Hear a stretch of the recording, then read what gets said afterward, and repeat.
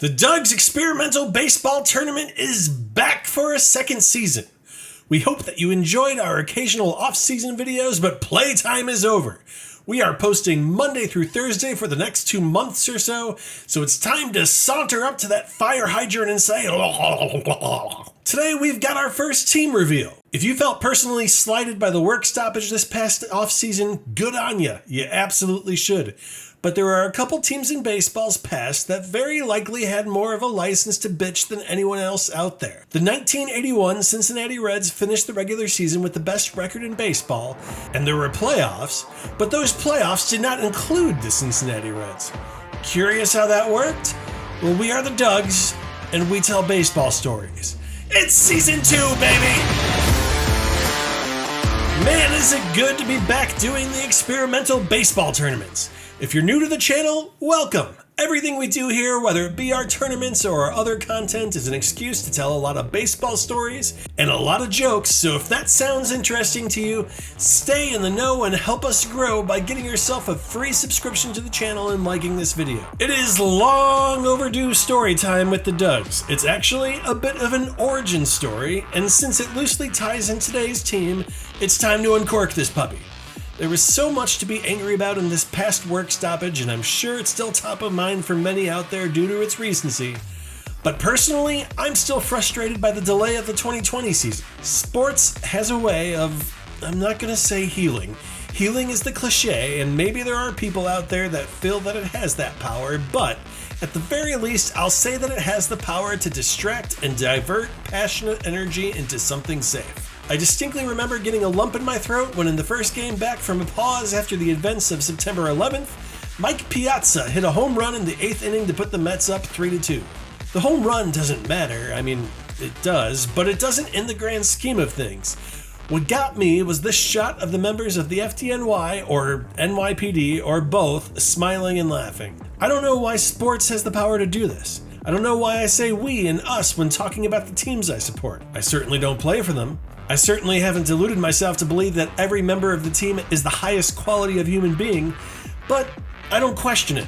It's nice to be able to pour passion into something that feels like it matters, and the worst possible outcome is that you have to try again next year. The way the last 3 years have gone, there's something extremely refreshing in that. So, fast forward to 2020. Spring training had kicked off, but all baseball activities were suspended as of March 12th due to COVID, which was the right call. Talks on when and how to return started as early as May 11th. A lot of initial concerns were over the health risk, which absolutely made sense to me, but as we got closer and closer to a possible return, the arguments began to drift more and more into money and the other nonsense we all became intimately familiar with during the latest lockout. I'm not going to take a deep dive into who is to blame for all that, maybe another time. Rather, I just want to set the stage that, similar to the days following 9/11, the world seemed, a bit alien. The prospect of getting baseball back on television was exciting. It was grounding, a little sense of normalcy in the cesspool of weirdness that was the initial outbreak of COVID. So, to see baseball, which had the opportunity to be the first American sport back in business, delay their start because they couldn't align on who gets paid what was maddening. I did find a way to get my sports fix in, though. Look at the crowd. Half of them probably eyes on that trophy there the first time they see it. When you see it in person, it is pretty stunning. The Indigo Stars, the winner of the last event, are not going to win this event. Oh boy, that was paltry from the get-go.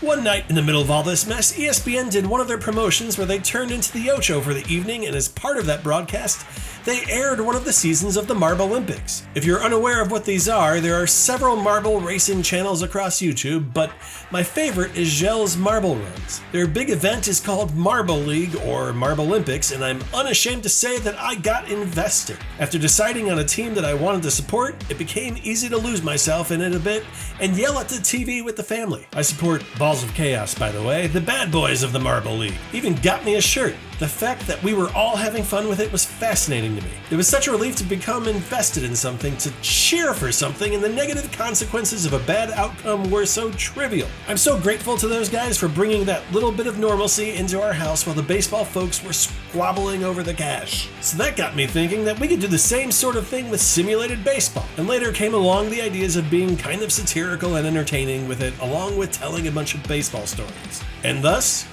the Dugs were born. So I'd encourage the viewers as we're in this team reveal stage of the season to pick a team to support. Get invested in it. Scream at your freaking computer. One of your options to scream at is today's team, the 1981 Reds. For those that don't know, we are revealing 8 teams in total over the next 2 weeks, who then get divided into 2 groups of 4. The top 2 teams from each group then advances to the playoffs. We explained it a bit more in the Season 1 intro, so go check that out if you want some additional details on the format. The theme of Season 2 is going to be second chances. As I previously stated, very few teams have more of a right to be pissed off about a baseball stoppage than these guys. The baseball strike of 1981 was the 4th work stoppage in the past 9 years, so not wanting to play baseball was all the rage back in those days. That said, the 1981 stoppage was the first of those instances that resulted in the loss of games, and it occurred smack dab in the middle of the season. Several parties suffered as a result of the stoppage, but aside from the mess that we're about to get into with the Reds, one of the larger tolls the stoppage took was on the city of Cleveland. They were slated to host the All-Star Game that year, and the city was looking to put out any sort of positive news, as in the very same newspaper that announced that they had been awarded the All-Star Game, it was also announced that the city had become the first city to default on its loans since the Great Depression.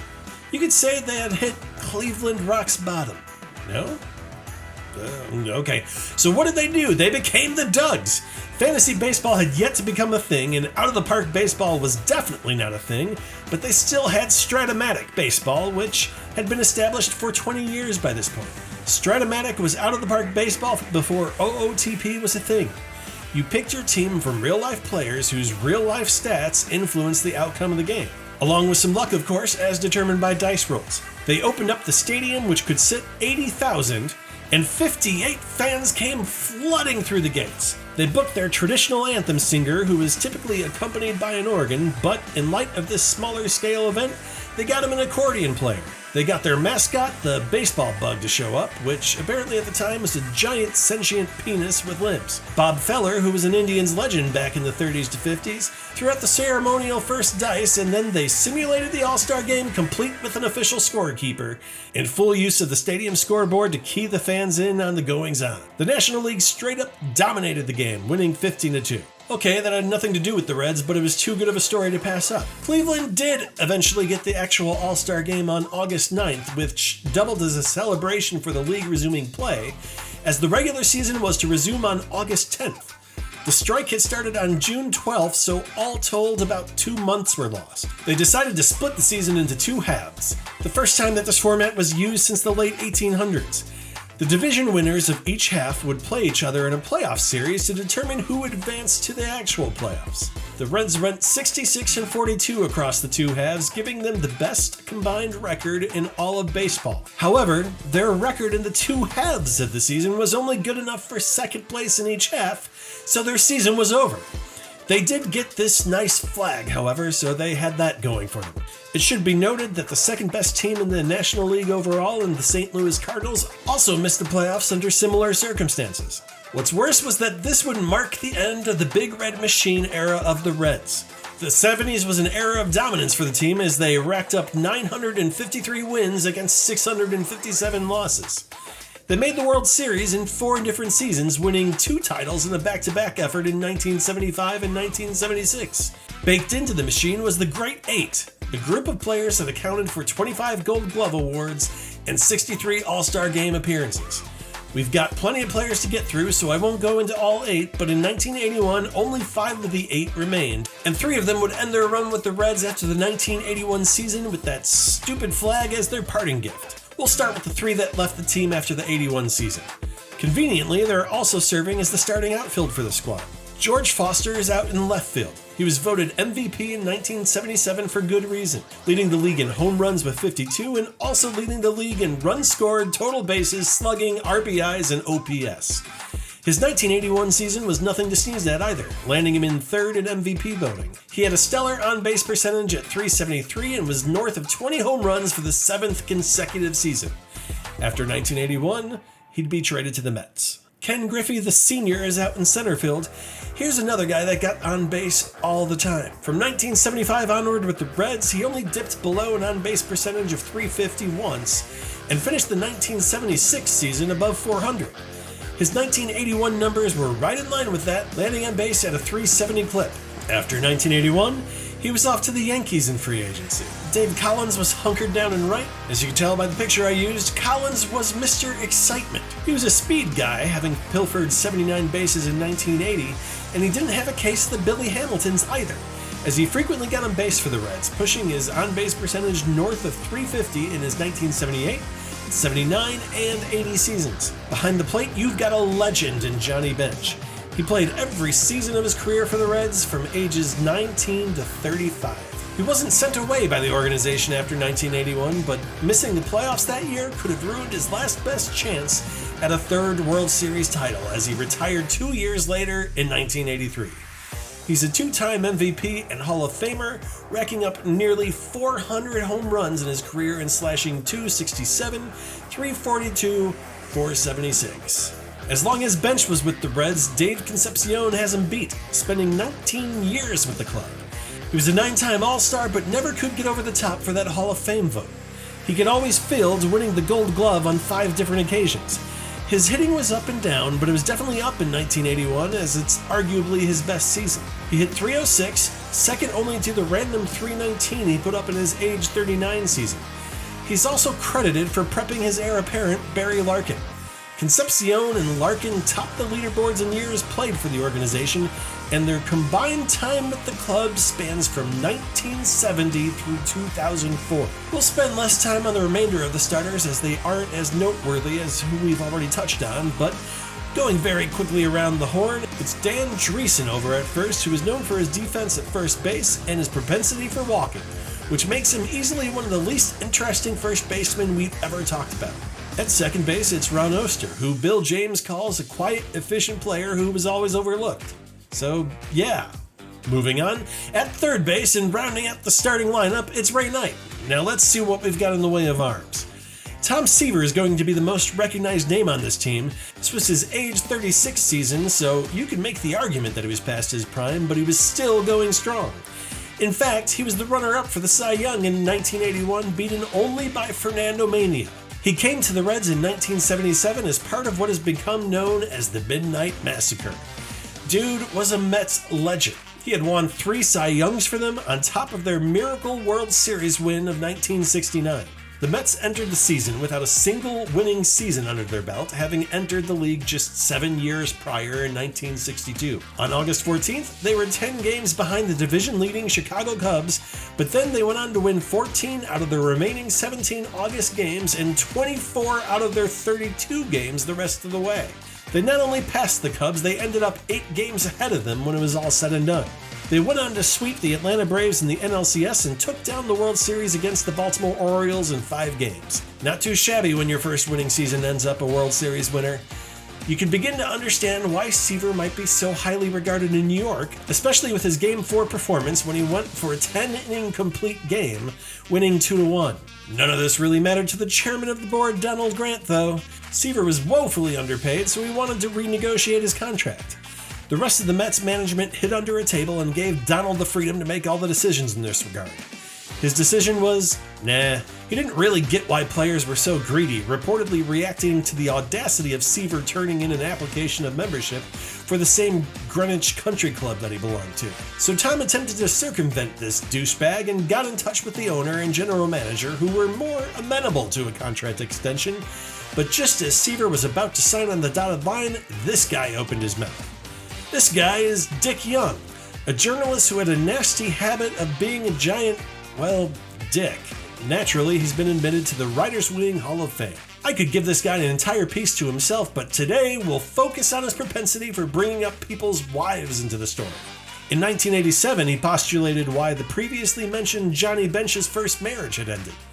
10 years prior, he was suggesting that the only reason Seaver wanted more money was because his wife, who was good friends with the much higher paid Nolan Ryan's wife, was now goading Seaver to push for more cash due to jealousy. Well, that about did it for Seaver, as he ended all negotiations and got the hell out of Dodge, ending up on the Reds in a trade that he demanded. The 81 season was a bit of a last hurrah for him, as he had some decent seasons after that, but he was never again in the Cy Young conversation. So, it's a shame that he didn't get to contend for a title in the last dominant year of his career. Moving on, we've got Bruce Berenier.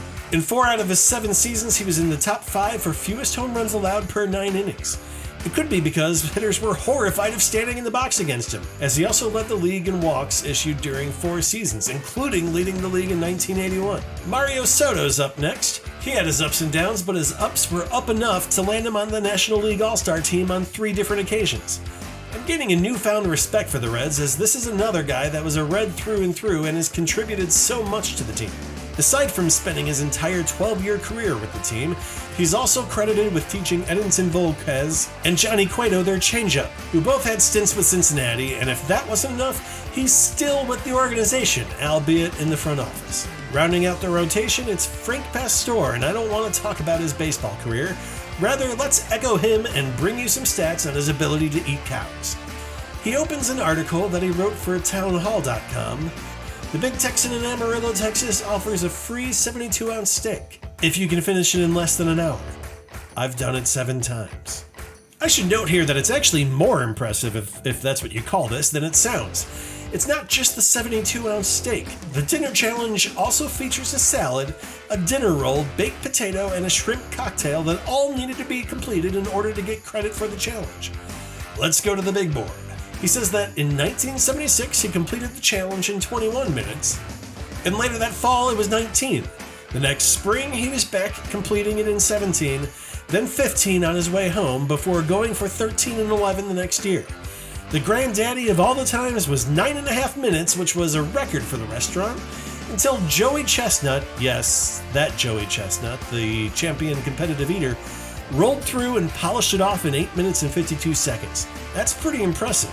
It took a champion to beat his 20-plus year record, and Chestnut topped him by just a half a minute. Frank says his secret was all on the wrist. The cutting motion is a lot like throwing a nasty slider, something that a pitcher that only topped 100 Ks once in his career surely knows a ton about. There's not a whole lot of interest occurring in the bullpen. I'm sure they're fine. But as far as I know, none of them held eating records, so maybe we'll learn about them as the season goes on. And there you have it. 1 team on the board.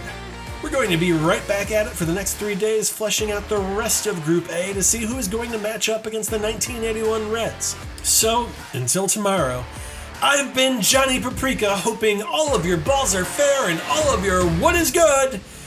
Good night, everybody!